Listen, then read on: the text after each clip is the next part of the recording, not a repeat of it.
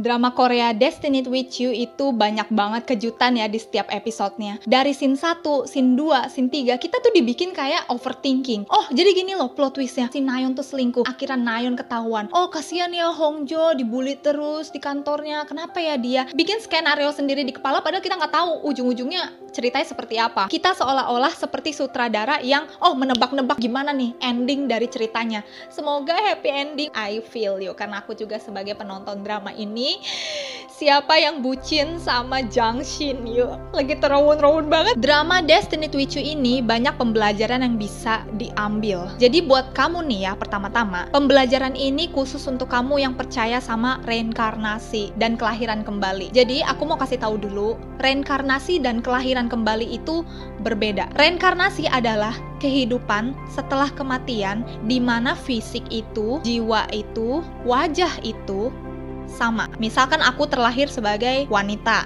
dengan wajah yang seperti ini, sebagai manusia di bumi ini. Ketika misalkan aku sudah meninggal terus aku terlahir lagi, jadi sosok yang sama. Wajahnya seperti ini, badan seperti ini, jenis kelamin perempuan, pokoknya sama gitu loh. Nggak ada perubahan. Mungkin bedanya itu kamu di keluarga mana, kamu di negara mana, tapi wajahnya tetap sama. Itu reinkarnasi.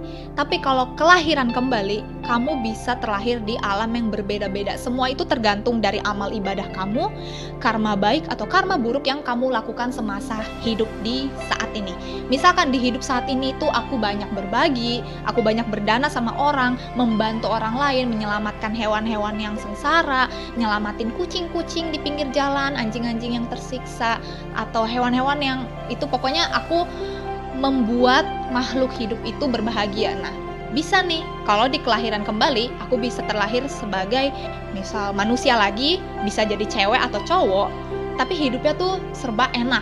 Misalkan kaya raya, berkelimpahan, atau bisa di tingkat lebih tingginya lagi di alam surga. Kalau kita kan sebutnya surga dan neraka ya. Di alam surga itu kita sebagai dewa atau dewi yang dilayani dengan baik. Pokoknya hidupnya tuh enak. Kalau misalkan kamu banyak berbuat jahat, membunuh, bisa terlahir di alam rendah. Misalkan kamu jadi hantu. Sering kan kamu misalkan nonton di konten-kontennya Sarah Wijayanto atau Vilo Sebastian, pokoknya orang-orang indigo, YouTuber, jurnal Risa, menggambar kayak makhluk-makhluk yang sengsara. Entah masih ada dendam, ada cerita yang belum dia sampaikan. Oke, ini penjelasan tentang reinkarnasi dan kelahiran kembali. Ini penjelasan singkat aja ya. Kita balik lagi ke drakor Destined With You. Jadi di sini bisa aku petik ya pembelajarannya. Si Hongjo ini ternyata adalah reinkarnasi dari dukun Engcho. Aku kurang tahu ya selanjutnya seperti apa karena kan ini masih episode 12. Nanti kita lihat ya next ceritanya seperti apa. Tapi yang aku tangkap di sini, kenapa si Jang Shin Yu dan Hongjo ditakdirkan bersama? Karena mereka pernah saling mencintai di kehidupan masa lalu.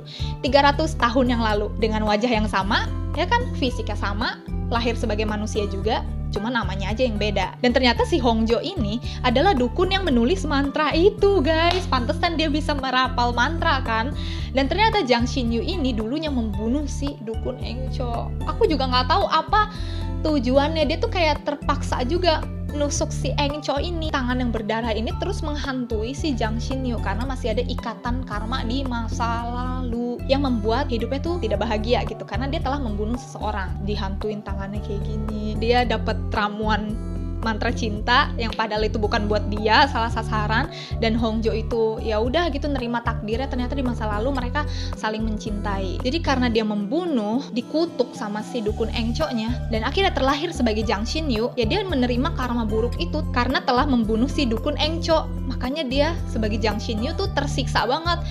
Sakit terus kan, kebayang terus mimpi yang di masa lalu itu gak tenang gitu, kayak hidupnya gak tenang. Kalau kita hidup di masa ini, jalani kehidupan kamu sebaik mungkin karena kita gak tahu next kita bakal jadi seperti apa. Itu kan hasil dari perbuatannya sendiri. Si Jang Shin Yu ini katanya diguna-guna ya.